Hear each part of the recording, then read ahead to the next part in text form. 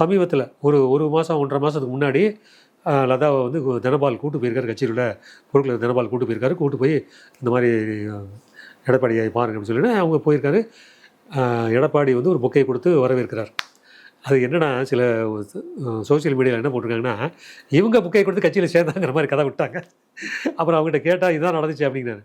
அப்போவும் கேட்டிருக்காங்க, பிரச்சாரத்துக்கு வாங்கன்னு சொல்லி கேட்டிருக்காங்க. எனக்கு பொறுப்பு கொடுங்க, பொறுப்பு கொடுத்தா நான் வந்து தாராளமாக வரேன், எனக்கு ஒன்று தலைவர் கட்சிக்காக நான் பிரச்சாரம் பண்ணுறது எனக்கு சந்தோஷம் தான் அப்படின்ட்டுருக்கா. கூப்பிடவே இல்லைங்க, கடைசி வரைக்கும் கூப்பிடல. அப்புறம் இதை எப்படி என்னன்னு சொல்கிறது? அது மாதிரி அணுகுமுறை விஜய்க்கு இனிமேல் வருங்காலத்தில் விஜய்க்கு வந்துடக்கூடாதுன்னு தான் இவ்வளவு சொல்கிறது காரணம். விஜய் வந்துடக்கூடாது, விஜய் அந்த விஷயத்தில் கவனமாக இருக்கணும். நல்ல வேளை அவர் உருப்படியாக ஒரு விஷயம் பண்ணியிருக்காரு.